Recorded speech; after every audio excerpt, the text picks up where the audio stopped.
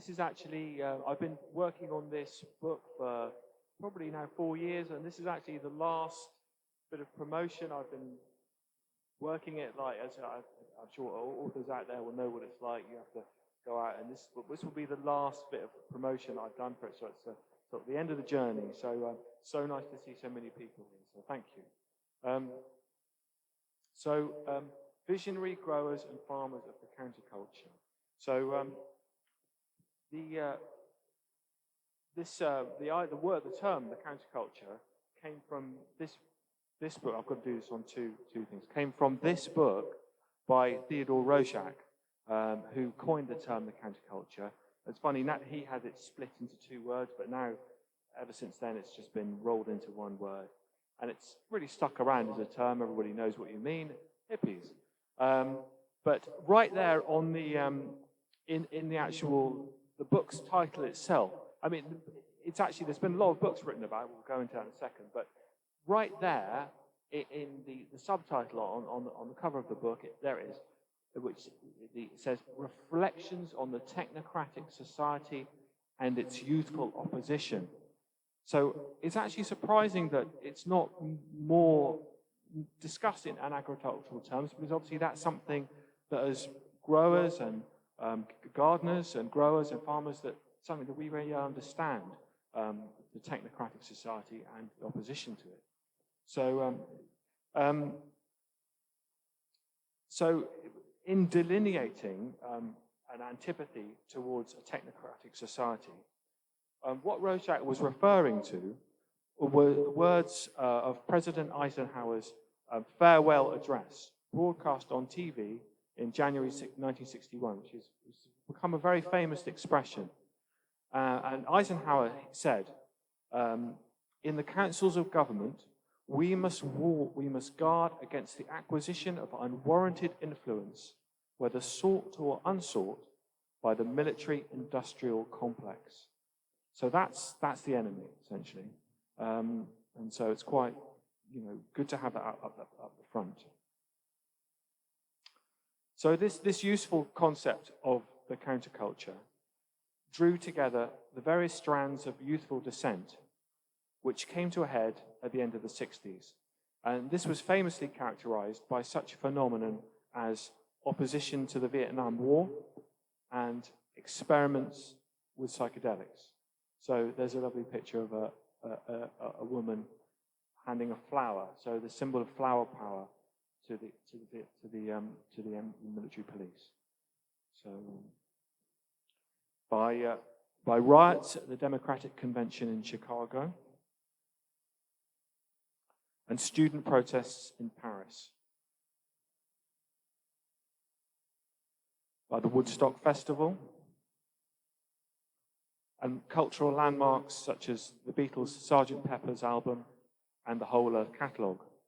So the Whole Earth Catalogue was Stuart Brand's and his team's idea, which was to provide support in terms of information to his friends who were going back to the land. And that was really his idea as it came to him. Some commentators, such as Ken Goffman in the book Counterculture Through the Ages, have talked about a perennial counterculture, reaching right back to the prophet Abraham. In a way, I think that weakens it. And for me, I like to think of the counterculture starting with Allen Ginsberg reading his poem Howl at the Sixth Gallery in San Francisco on the 7th of October, 1955. So that's the date I always think of it as starting.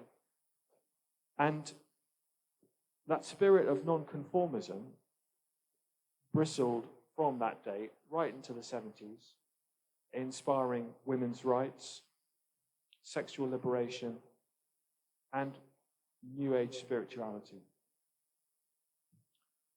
Some critics point to the hip-hop culture of the early 80s with its music, breakdancing, and graffiti as a last hurrah. So with The Garden, my book The Garden, I used that cut-off. And so I was able to talk about the guerrilla gardener Karen Washington, working in the Bronx, who, when I spoke to her, compared her growing vegetables in the abandoned lots of the Bronx to the work of the first graffiti artists. So that was a nice closure point for this book. But obviously, there are ongoing processes that owe a tremendous debt to the counterculture. Recent histories, such as John Markoff's What the Dormouse Said and Joshua Clark Davis's From Head Shops to Whole Foods, explored the birth of personal computing and the growth of health foods against its backdrop. And in my own book, in 2020, Retreat, I looked at the raft of wellness modalities that emerged from the era with its transcendental meditation, macrobiotic diet, anti-psychiatry, and LSD psychotherapy. So it was a tremendously tumultuous time for society, but it's a very useful for us when we think in terms of behavior change. And I think, certainly for me as a sort of freelance, organic academic, that's what I find so interesting about it, because it seems like behavior changes is a thing that we really have to crack in society. And what a great example of when people actually did change their behavior. But nowhere is this model for an alternative future more in evidence than in the counterculture's engagement with agriculture. And I haven't really thought about this at all beforehand. I live in London, live in the middle of the city, and I'd started gardening a little bit in the COVID period, like a lot of people, without really questioning what I was doing or why I was interested in it. But when I was researching Retreat, I went and interviewed a man called Craig Sams. This was because he was an early proponent of the macrobiotic diet, which now not so many people heard of, but then it was just like everybody. It was like it's been described as the hippie kosher, and everybody ate macrobiotic food, which was actually a Japanese diet, and at its core was brown rice, and probably seaweed. And people would just eat brown rice. Not the greatest idea. So Yoko Ono had picked up about the macrobiotic diet. Well, she was from Japan, but she picked it up in New York. So when she came to London, she went and ate at the Sams Brothers restaurant Seed, which was, and so John Lennon and Yoko Ono were famous for advocating for the macrobiotic diet. So Craig Sams was very in deep with this, but when I went to speak to him about the macrobiotic diet, he wanted to talk about organic food. And I just really didn't know what he was talking about. I didn't know why this was important to what I was talking about, health. But obviously, as organic growers and farmers, we all understand that fundamental idea of the healthy soil leading to healthy plants and animals and to the health of the eater. So this was the first time I'd come across this. But discussing it, it became apparent to me how the avowedly natural hippies, epitomized by Sams, had been drawn to the radical anti-industrial tenets of biodynamic and organic agriculture.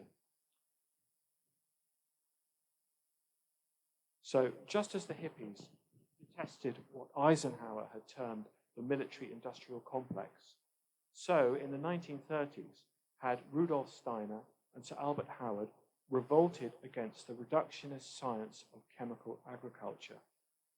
So in a way, it's like it presaged the changes that happened in organic, with chemical agriculture, starting with guano and then moving into the use of NPK. That was almost like the first warning of what's happened in terms of the currents of a transformed society, largely for the negative. So a significant component of the countercultural opposition to chemicals came from outrage at the Vietnam War. And Dow and Monsanto, the agricultural chemical manufacturers, acted under instruction from the US government to produce the herbicide Agent Orange to defoliate millions of acres of forest in Southeast Asia. So there's this connection. There wasn't just this connection of farmers in America, especially seeing how the same military-industrial complex that was behind exploitation and the war in Vietnam, there was actually an explicit connection with herbicide. So the countercultural infatuation with agriculture was multifaceted. Rebelling against the state meant in many cases not simply growing food in the city, like the early hippie organic advocate Jeannie Darlington, who wrote Grow Your Own, which was a very celebrated book at the time, but also heading back to the land. And the Back to the Landers were serviced for tools and information by the Whole Earth Catalogue. But critically, both in the UK and the USA, they looked to earlier pioneers for working models. Self-sufficiency advocates like the Nearings, here on the right, Helen and Scott Nearing, and John Seymour, here with his family in Wales. And I was very lucky to interview John Seymour's daughter, Anne Sears, just sitting beneath him there, who's kind of like a custodian of the Seymour estate, had that equivalent relationship to the Back to the Landers that of the beatniks of the 50s had to the hippies of the 60s and 70s. And this was a great era of books. I mean, this was how information was disseminated. And books like the Nearings, Living the Good Life, How to Live Sanely and Simply in a Troubled World, and John Seymour's The Guide to Self-Sufficiency were closely studied and followed by the countercultural generation. However, it's worth pointing out that in both cases, the pioneers were skeptical of the hippies. So this is stills from a documentary on the Nearings, who I guess sort of on the throne of self-sufficiency in terms of America, in the same way that John Seymour is largely known in the UK. And so these are sort of hippies visiting their homestead in Maine. And Helen Nearing describes this quite skeptically. She said, "Never before in our lives have we met so many unattached, uncommitted, insecure, uncertain human beings." So they were very down on it. And this actual attitude towards the hippies, it was quite characteristic. And certainly the same feelings were held towards them in the UK by conventional farmers, especially.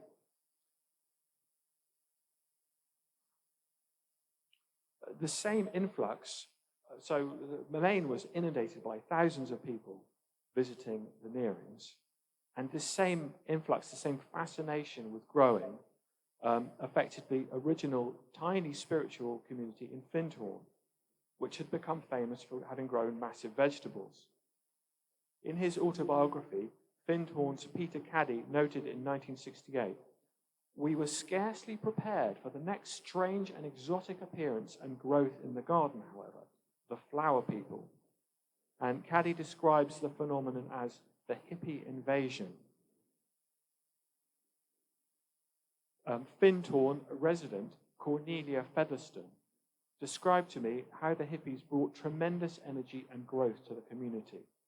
So before the hippies arrived, it was something like 25, 30 people maximum for quite a long stretch. And then I think it grew to 300, 400 people. Cornelia Featherston, she said, "I think it was very much alive before then, but what it became was ferment in a much larger field. Before that, it was very specific and quite esoteric in the true sense of the word, not seen.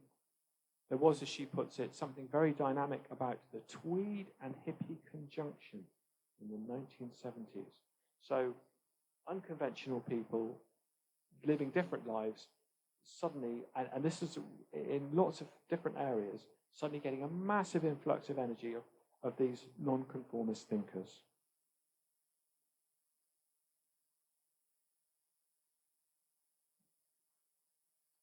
Across the Atlantic and Cape Cod, the New Alchemy scientific commune affiliated with Findhorn found of their early years that most of our visitors could have been loosely described as counterculture, usually youngish, longish hair, faded jeans, etc.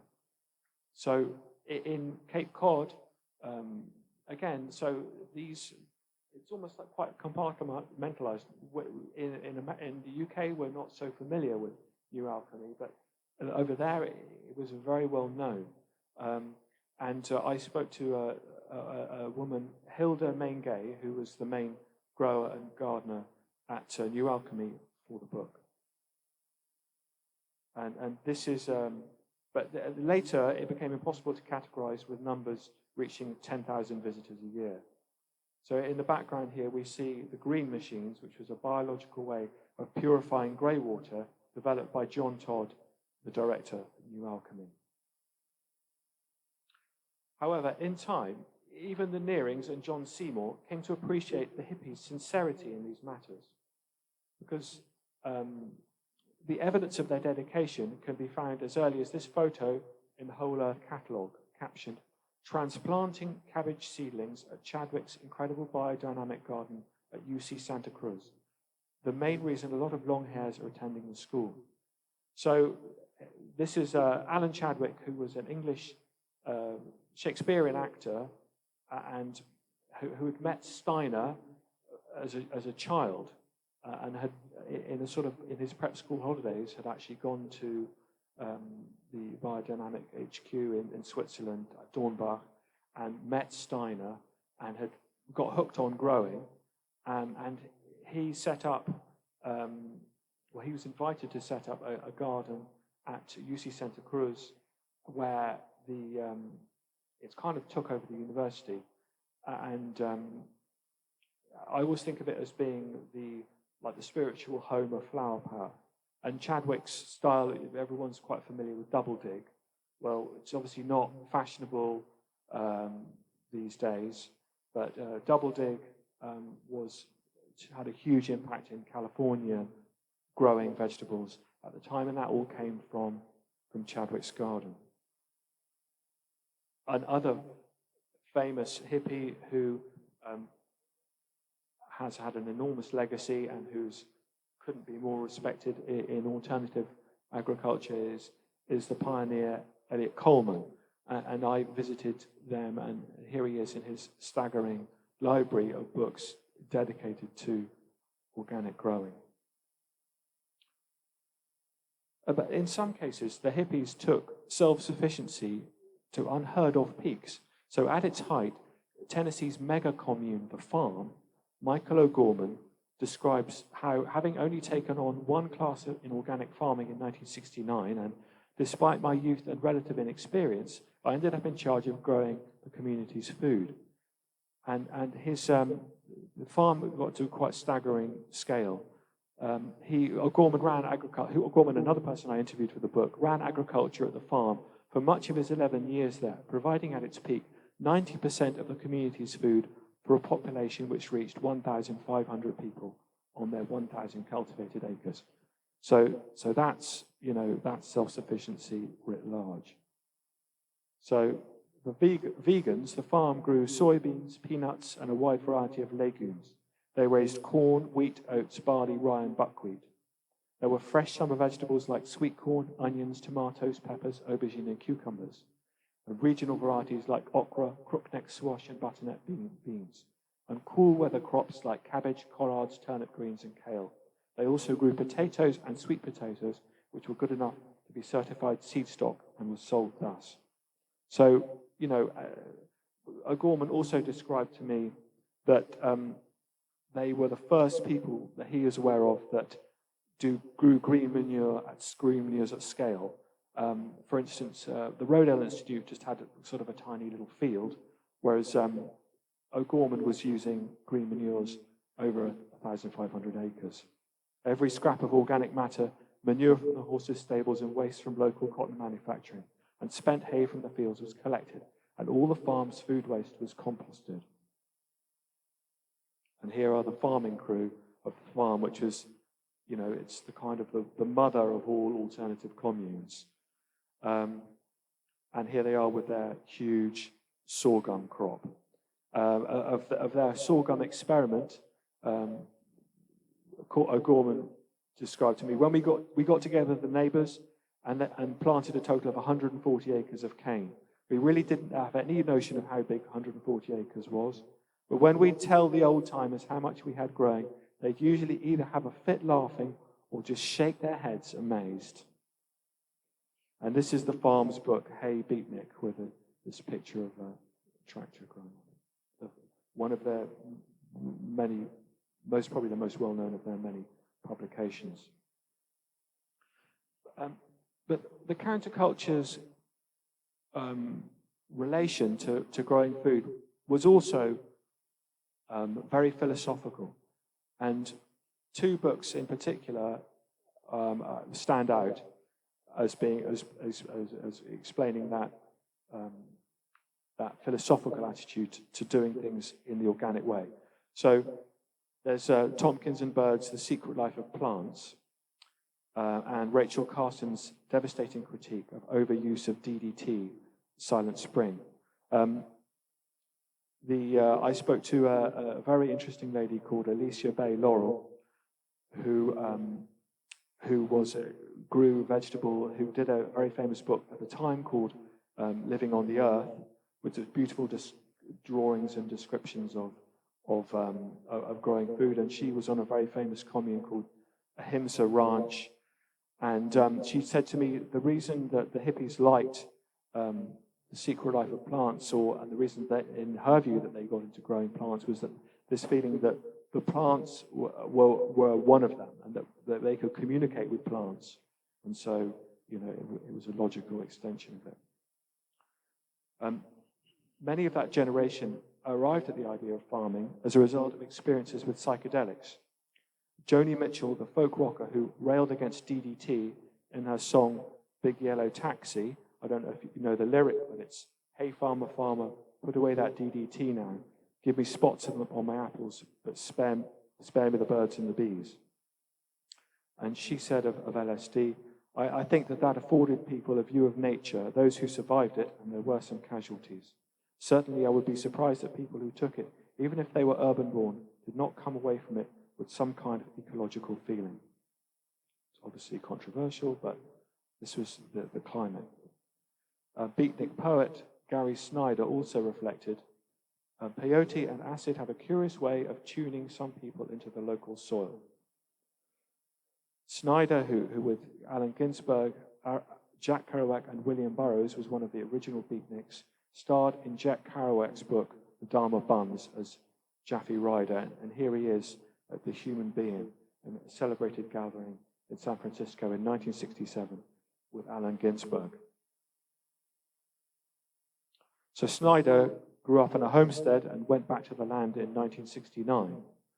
And he's now 95 years old, but he actually would answer my emails, which was remarkable. And I explained to him that with the garden, I was trying to establish a connection between growing, farming, and broader culture. But Snyder prefers to think of growing as what he calls the practice of the wild, where his idea is that the gardening and growing, well done properly, are not processes through which nature is civilized, but ones in which the gardener or grower participates in the wild. And connected to these experiences were the stirrings of what Theodore Roszak called ecopsychology. So we're quite well aware of this now, but alienation from the land was understood as a cause of mental illness. This is a photo I took of the garden at the Esalen Institute in California in 2018. And Esalen was where these ideas were worked out in conferences led by Theodore Roszak and another person who I interviewed, the founder of Esalen's Hot Springs Farm, Stephen Harper. Agricultural philosopher Wendell Berry, Gary Snyder's close friend and a fellow traveler of the counterculture, went further still, claiming our society's ignorance of farming lies at the root of systemic racism. So by that idea, he refers to especially the American use of migrant and labor and Mexican labor to do the farming, and also going back to the slavery days where the expertise of African slaves was used to save the communities who had just come from Europe from the vicissitudes of growing in North America, which they weren't at all accustomed to. But the hippies didn't just reheat the radical ideas of the 30s. On his own version of the hippie trail, shadowing Gary Snyder as he traveled around to Japan, the hippie Larry Korn found and brought Masanobu Fukuoka to the world's attention. And Larry Korn's story is not often included, but Korn explains of his importation of Fukuoka's ideas to America. The One Straw Revolution was published in 1975 in Japan, titled Shizen no Hu Wara Ippon no Kakumai, and had little immediate impact in Japan. However, when it was translated into English, it became a sensation. So this is the inference is that this is the hippie reception to that book. And this countercultural receptivity to non-Western ideas was also key to the Farm's Albert Bates and Craig Sam's promotion of biochar, which first came to the prominence owing to Charles Mann's historical exhumation of Terra Preta, the Black Earth of the Amazon basin. And obviously, one of the main things, or the big things that characterized hippie growing and farming of the period, the hippie culture of the period, was this openness to travel. So the overland trail, and there was Americans traveling through Europe and through to the subcontinent in a way that's kind of unimaginable nowadays. You have a band like Crosby, Stills and Nash writing a song called the Marrakesh Express, whereas that interest outside the boundaries of America and American culture is very thin on the ground nowadays. Likewise, hippie permaculture co-originator David Holmgren, who is pictured here with his elder colleague Bill Mollison, learnt from Aboriginal farming techniques. And with permaculture, they conceived of a system of agricultural design, harmonizing efficiencies, which has become the de facto alternative form of farming across the world. So it's quite a big quote, but I'll read this, which is Holmgren is of all the people I spoke to, is that believe the closest in the importance of the counterculture in this context. And there's this great quote. So, never in human history has there been such a great need and opportunity for cultural and intellectual renewal from the margin. The countercultural movement of the late 1960s and early 70s is perhaps the most dynamic cultural example of the value of marginal systems in social transition. The counterculture, misunderstood and denigrated in the cultural mainstream as a failure, characterized by naive and silly ideas, has been a major source of innovation. I see permaculture and the counterculture within a longer tradition of alternative movements within modernity, which have the potential to spark the transformation of civilization necessary for inevitable energy descent. And by that, he's referring to the need for us all to stop using oil. Indeed, the counterculture's presence can be felt acutely in today's alternative agricultural landscape. The UK's innovator Patrick Holden, who went back to the land in this era, another person who I was fortunate to interview, works with the Sustainable Food Trust on cutting-edge solutions like the Global Farm Metric to regulate the exploding sustainable agriculture sector. America's Real Organic Project, another product of the countercultural generation, has vigorously challenged the erosion of the organic standard in the USA, as hydroponics and confined animal feeding operations have controversially acquired organic status. Running through this entire story is the influence of India and Eastern philosophy. From Sir Albert Howard's creation of the indoor method, learning from farmers in the subcontinent, of which he commented, I decided that I could not do better than watch the operations of these peasants and acquire their traditional knowledge as rapidly as possible. So the self-sufficiency guru John Seymour's extensive travels in India in the 50s. This was before he wrote about self-sufficiency. He also traveled extensively in Africa as well. To E.F. Schumacher's ideas of Buddhist economics. So Schumacher is famous for this book, Small is Beautiful, which is still influential in thinking. And Schumacher was a president of the Soil Association in 1970. In this era, many enterprising gurus like Krishnamurti, Mahesh Maharishi Yogi, and the Hare Krishna leader, Prabhupada, brought ideas of holism from Eastern philosophy to the West. So, this is a photo of the Hare Krishna Swami himself, a construction of him at his desk, which I took when I visited Hare Krishna HQ at Bhaktivedanta Manor. So there's obviously a lot of sort of fear and suspicion around the Hare Krishnas, and it obviously had a sort of disastrous phase in I think, the early 80s, but it's not all bad. The Hare Krishna method of dairy farming has taken a foothold in the UK at Bhaktivedanta Manor, and this is largely the work of pioneering dairy farmer and former high priest Stuart Cole. Their work in sparing male calves has influenced the foundation of the highly successful Ahimsa dairy. So the Hare Krishnas, of whom there is perhaps undue suspicion, were tirelessly championed by Beatle George Harrison. And like my previous book, Retreat, the Beatles sort of hover over all of this, and they seem to explode many possibilities in society and behavior. But the Beatle we most associate with farming is Paul McCartney. And I put this presentation together quite a long time ago, but I had the great honor to talk with Charles Dowding at Steiner House at an evening, and sitting in the front row was the little girl there, Mary McCartney. So that was quite a kick. The hippies had an influence on agriculture totally out of proportion to their numbers, but their endeavors weren't always successful. As Wendell Berry, an experienced farmer, put it, I think the popular drug culture and certain aspects of the peace and environment movements have led people to believe there's a great deal you can do with enthusiasm. I have a lot of enthusiasm, but I know how far it will get me.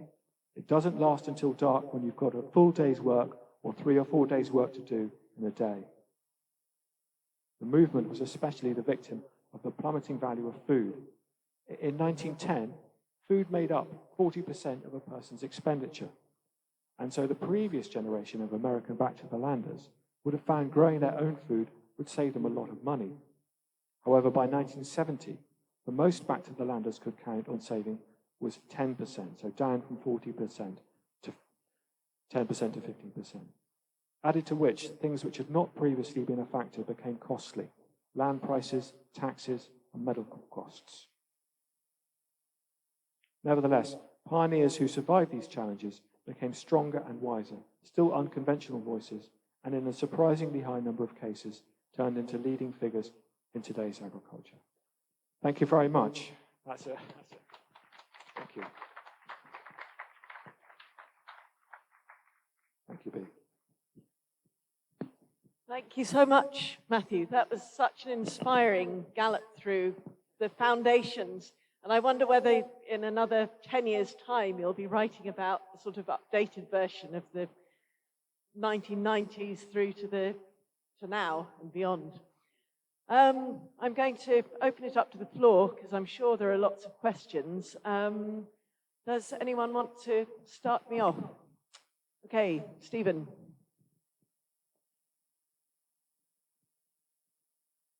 It was brilliant, and as somebody who was into a lot of that quite a long time ago, I started on this journey. It was brilliant, refreshing, actually. I'd forgotten a whole load of stuff. I remember when I first came across Mark Moody's PDFs, and actually I met him the other day for the first time, so I was a bit of a fanboy. One of the threads, I wonder if you'd agree, certainly when I got into macabiotic cooking, was that it was talking about going back to the simpler foods, the less complex, the better. That was, for me anyway, the whole point of it. And maybe that's one of the threads that you've seen going through all of this. Yes. I think that's a very good observation. And one of the things that Craig Sam said to me about macrobiotics was the emphasis on locally grown food, which was absolutely central to it. But the hippies were extremely fastidious, and not even to say fussy eaters. It was the thing that they wanted to talk about and would debate. Alicia Bay Laurel, who was one of the people I interviewed, she describes to me going to visit Macrobiotic HQ, and she had, in a California style, had made them a huge, beautiful salad. And the assumption being that because they were the vegan, well, what we would describe now as vegan, they would be like a salad. But obviously, you have to cook vegetables in macrobiotics. So they were very disdainful of her salad. So I mean, it was very closely thought, and what you ate was very important. A personal recollection of Craig Sams gave a talk at a book festival in Wales, and I drove him home, and at the service station, I bought a packet of crisps, and he was disgusted that I would be eating a packet of crisps. So it's really, absolutely in the DNA, and quite right. Thank you. Now, it sounds not so unlike our culture today, being very particular about food. I mean, our more hippie culture. Any more questions? Gina.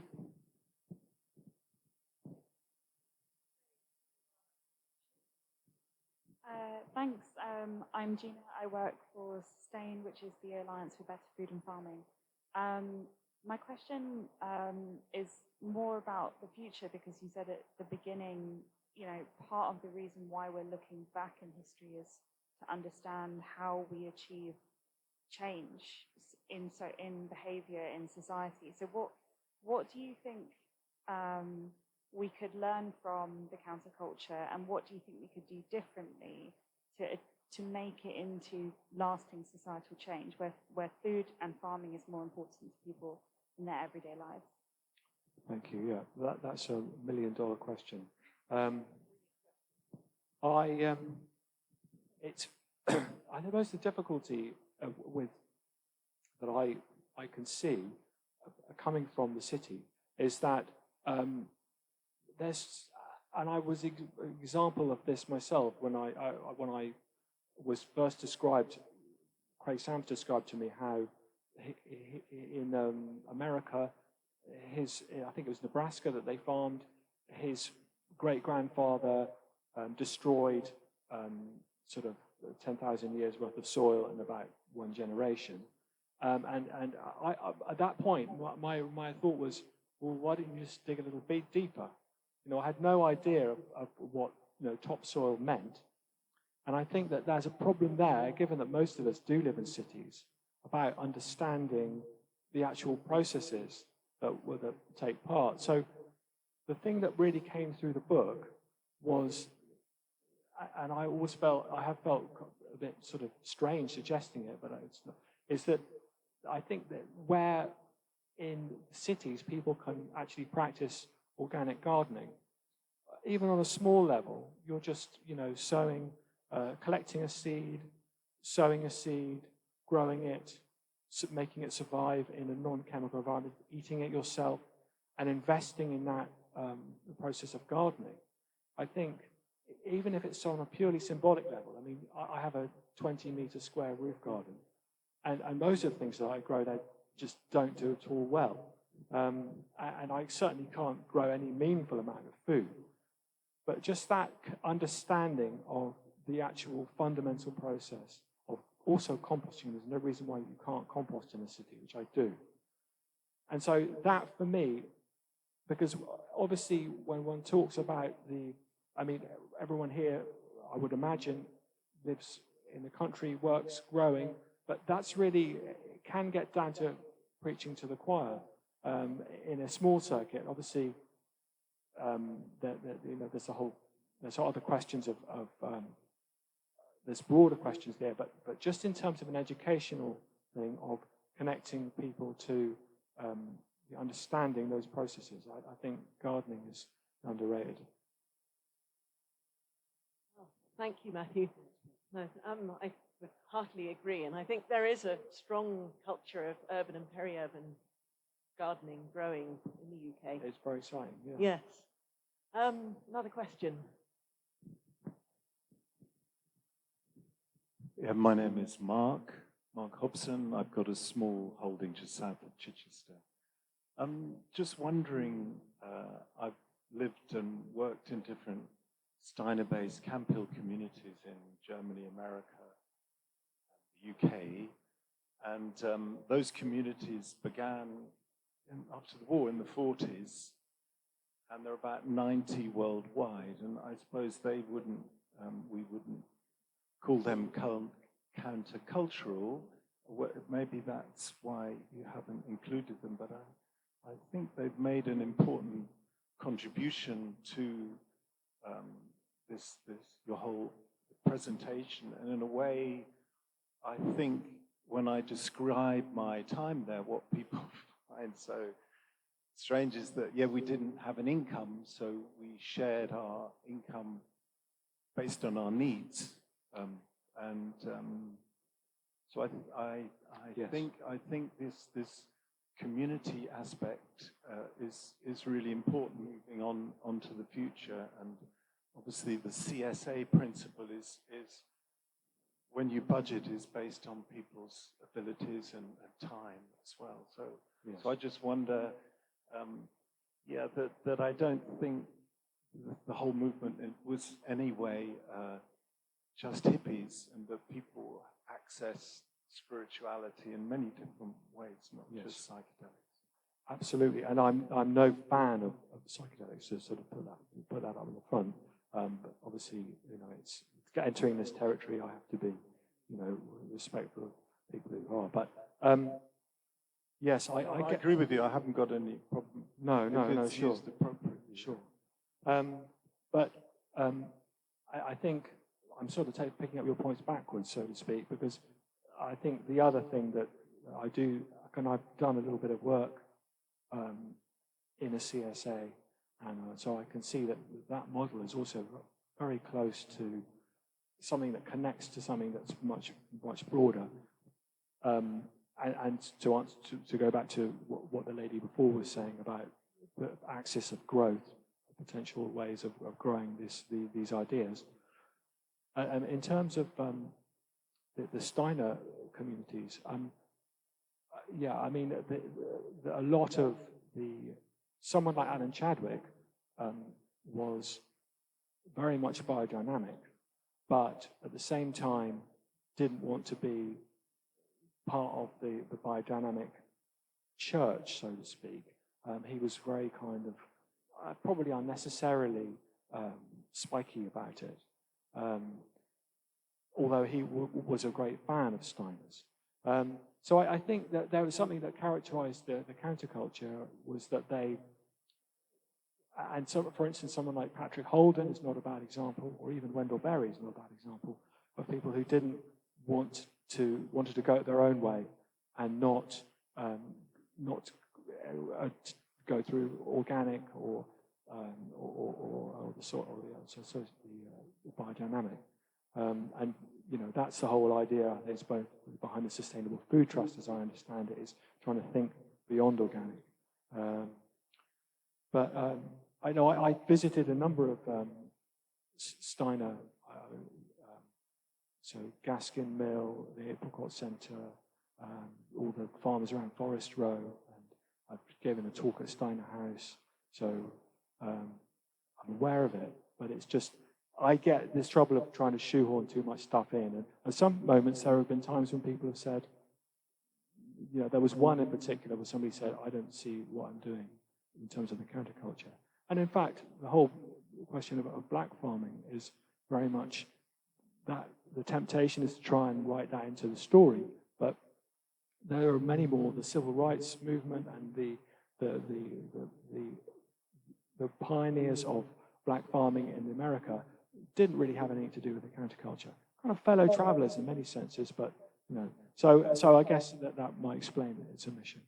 I hope that answers your question.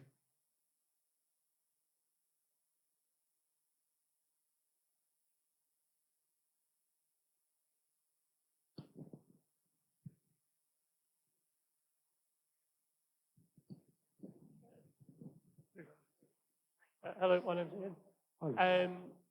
I was just wondering whether you see any parallels between the counterculture movement in agriculture and the arts and crafts movement and around, sort of coming from the 1940s into the 70s, 80s, and whether a lot of the challenges of moving to essentially artisanal food production are actually mirrored in people's attempts to go back to hand production of craft goods.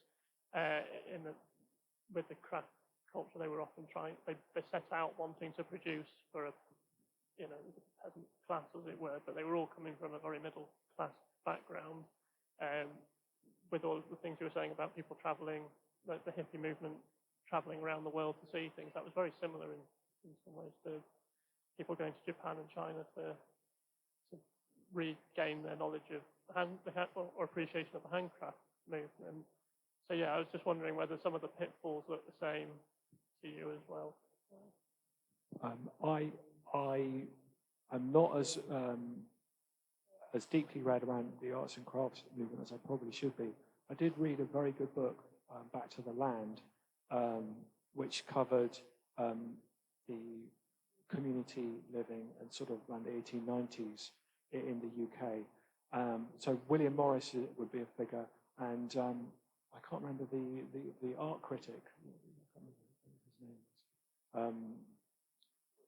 But yes, I mean, it's funny that once, obviously, I've looked at the counterculture, but these currents and also these impulses are much deeper, and they you put a tag on them of that particular cultural band, but actually, these impulses are the same. I mean, Theosophy was fascinated by, which was the 1890s, Madame Blavatsky was fascinated by the Eastern culture, sort of, Blavatsky had these Tibetan Mahatmas who she would communicate with telepathically, and they had the same takeaways in terms of growing and farming, and for instance, the predating, well, just about predating Masanobu Fukuoka.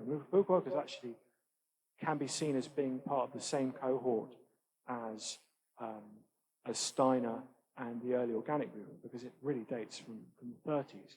But the early, the chap's name escapes me, but there was also early other no-dig Japanese movements. I think there's a farm in Wiltshire that's doing it at the moment in that vein. So that same current exists in multiple bands, and it's a sort of, it goes from a whisper to a scream over time. And I suppose definitely there's a sense of that, of a growing understanding of these issues that will trigger the same interest in indigenous culture and traditional agriculture. So yeah. Thank you. Shumei, exactly. Sorry, Shumei, exactly. Yeah, thank you. I can't remember what the guru's name is, the Shumei guru. But, yeah. Thank you. Thanks for a very interesting talk. Is your book, were you talking about your book? Yes. That presentation? Okay. I've got some books. If anyone's inclined, I've got, I don't know where the boxes have gone, but I've got some books to sell, so I can. And what about the future? Because when you talk about the economics, yeah, I know a lot of people would like to eat the best quality food, but with their rents, etc., they can't afford to. I don't see that changing. Do you see it changing? No, I don't, and it's a structural issue of that. I mean, I know that it would be better if there was a level playing field. It's something that I suppose I could talk through, for a couple of hours, and probably not very authoritatively. But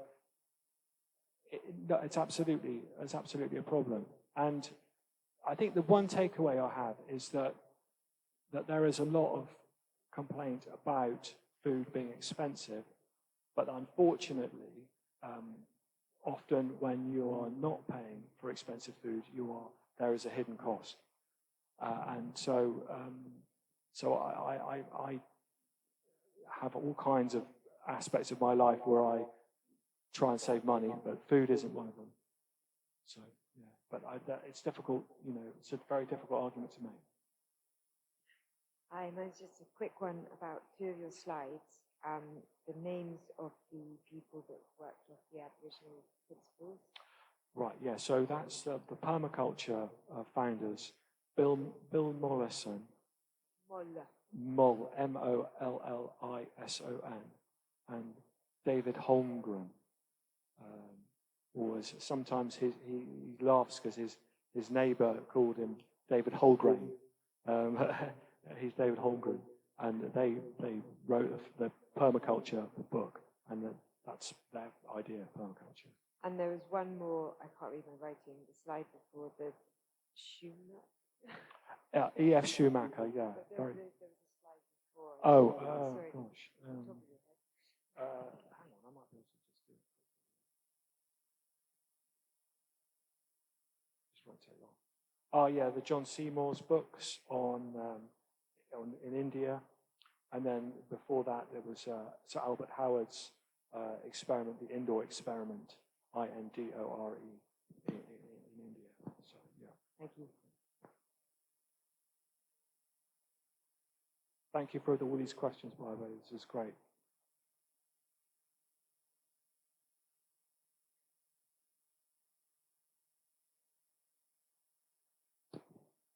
Thank you. My name is also Mark, and I'm a market gardener. I have another interest in non-money, and so it's very interesting to me that you started off speaking about the technocratic state, and you ended on that figure, which I'd not heard before, of formerly food representing 40% of people's spending, now. Yeah, 10 to 15 or something. So I wonder then, the technocratic state, its kind of primary tool is money. I don't say it's a primary tool, but one of its tools is money. And maybe that, picking up on the economics issue, that needs to be considered as part of our, solution. The remedy to our current situation is our use of money, fiat money.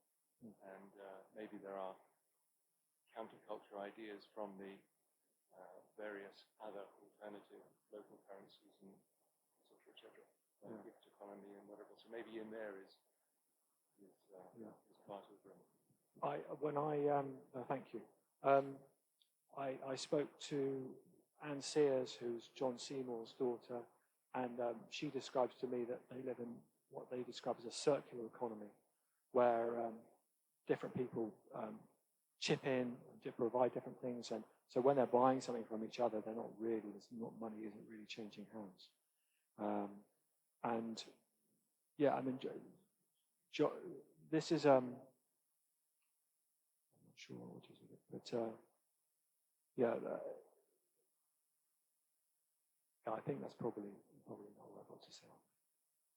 I could stand here for 5 minutes scratching my head, thinking hard, but maybe I'll think of something clever and come find you.